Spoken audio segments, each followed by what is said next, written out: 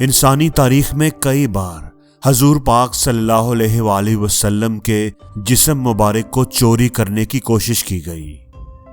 سلجوق سلطنت کے ایک بڑے ہی مشہور سلطان تھے جن کا نام تھا سلطان محمود نور الدین زنگی۔ ان کی شام کے علاقے پر حکومت تھی۔ نور الدین زنگی سلطان صلاح الدین ایوبی کے استاد بھی تھے۔ ایک رات نور الدین زنگی تہجد کی نماز پڑھ کر لیٹے تو انہیں خواب آئی۔ خواب میں انہیں حضور پاک صلی اللہ علیہ وآلہ وسلم کا دیدار نصیب ہوا۔ خواب میں حضور پاک صلی اللہ علیہ وآلہ وسلم نے دو آدمیوں کی طرف اشارہ کر کے فرمایا، اے محمود، مجھے ان دو آدمیوں سے بچاؤ۔ ان دو آدمیوں کے چہرے کی رنگت سرخی مائل تھی۔ یہ خواب دیکھ کر محمود نور الدین زنگی نیند سے بیدار ہو گئے۔ وہ حیران تھے کہ یہ کس طرح کا خواب ہے۔ کچھ دیر وہ اس بارے سوچتے رہے لیکن انہیں کچھ سمجھ نہ آئی۔ وہ پھر سے آرام کرنے کے لیے لیٹ گئے، لیکن جب ان کو لگاتار 3 مرتبہ یہ خواب آیا اور خواب میں حضور پاک صلی اللہ علیہ وآلہ وسلم نے کہا، اے محمود، مجھے ان دو آدمیوں سے بچاؤ، تو محمود نور الدین زنگی حقیقت میں پریشان ہو گئے۔ انہوں نے اپنے مشیر جمال الدین موصلی کو بلا کر سارا واقعہ سنایا۔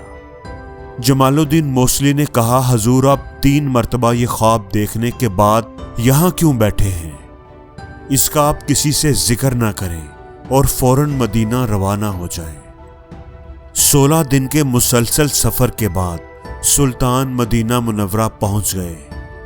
جب محمود نور الدین زنگی مدینہ منورہ پہنچے تو مدینہ کے گورنر انہیں دیکھ کر حیران رہ گئے، کیونکہ پہلے وہ کبھی بھی اس طرح بتائے بغیر نہیں آئے تھے۔ گورنر نے وجہ پوچھی تو سلطان محمود نور الدین زنگی نے انہیں ساری بات بتا دی۔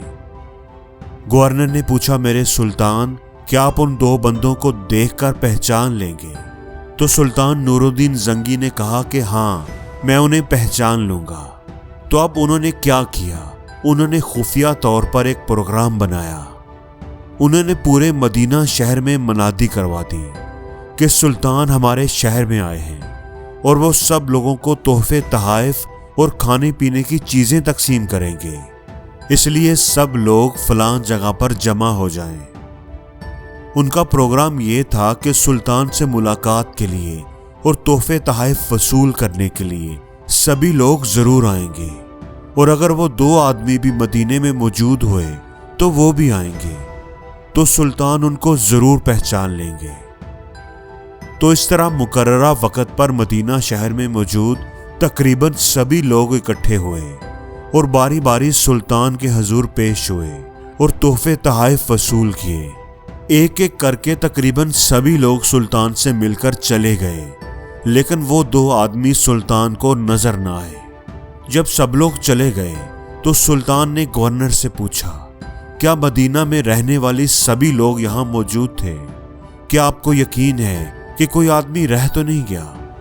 گورنر نے جواب دیا کہ جناب، مدینے کے رہنے والے تو سبھی لوگ مل گئے ہیں، صرف 2 آدمی جو ابھی کچھ دن پہلے ہی مراکش سے آئے ہیں، مہمان ہیں، وہ حاضر نہیں ہوئے، لیکن وہ تو بڑے ہی نیک اور بزرگ آدمی ہیں، ہر وقت عبادت میں مصروف رہتے ہیں، صدقہ خیرات بھی بہت کرتے ہیں، وہ تو کبھی بھی ایسا کام نہیں کر سکتے۔ سلطان نور الدین زنگی نے پوچھا کہ اگر وہ ہمیں یہاں پر ملنے نہیں آ سکے تو کیا ہم انہیں ملنے جا سکتے ہیں؟ گورنر سلطان کو ان کے گھر لے گیا۔ ان کا گھر روضہ رسول صلی اللہ علیہ وآلہ وسلم کے بالکل قریب تھا۔ جیسے ہی سلطان نے انہیں دیکھا تو فوراً پہچان لیا کہ یہ تو وہی 2 آدمی ہیں جن کی طرف خواب میں حضور پاک صلی اللہ علیہ وآلہ وسلم نے اشارہ کیا تھا، لیکن ان پر ظاہر کیے بغیر سلطان نے جب ان سے گفتگو کی، سوال جواب کیے، تو انہیں یقین ہو گیا کہ دونوں جھوٹ بول رہے ہیں۔ سلطان کے حکم پر ان کے گھر کی تلاشی لی گئی، لیکن کوئی ایسی چیز برآمد نہ ہو سکی جس کی وجہ سے ان پر شک کیا جاتا، ان کا جرم ثابت کیا جاتا۔ آخر سلطان نے خود باریکی سے ہر چیز کا جائزہ لیا ایک کمرے کا قالین ہٹا کر جب نیچے موجود مٹی کو ہٹایا گیا تو مٹی کے نیچے لکڑی کا ایک تختہ تھا، جس کو ہٹا کر دیکھا گیا تو نیچے ایک تازہ کھودی ہوئی سرنگ تھی جو روضہ رسول کی طرف جا رہی تھی اور روضے کے بالکل قریب پہنچنے والی تھی۔ جب سارا کچھ سامنے آ گیا تو ان دونوں آدمیوں نے بھی اقرار کر لیا کہ وہ یہاں پر حضور پاک صلی اللہ علیہ وآلہ وسلم کا جسم مبارک چرانے کے مشن پر آئے تھے۔ وہ عیسائی ہیں اور حضور پاک صلی اللہ علیہ وآلہ وسلم کے جسم مبارک کو روم لے کر جانا چاہتے تھے۔ سلطان نور الدین زنگی کے حکم پر ان دونوں کو موت کی سزا دی گئی۔ پھر سلطان نے سوچا کہ ابھی یہ کام ہوا ہے تو دوبارہ بھی ہو سکتا ہے، اس لیے انہوں نے حکم دیا کہ روضہ رسول کے چاروں طرف ایک گہری خندق کھودی جائے اور پھر اس خندق کو پگھلے ہوئے سیسے سے بھر دیا گیا تاکہ کل کو کوئی بھی زمین کے اندر سرنگ بنا کر آپ کے روضے تک نہ پہنچ سکے۔ تو دوستو، اس طرح اللہ نے اپنا وعدہ پورا کیا، جس طرح اللہ نے قرآن مجید میں فرمایا تھا، واللہ یعصمک من الناس، اے محمد صلی اللہ علیہ وآلہ وسلم، بے شک اللہ لوگوں سے آپ کی حفاظت فرمائے گا۔ تو اللہ نے حضور پاک صلی اللہ علیہ وآلہ وسلم کی حفاظت فرمائی۔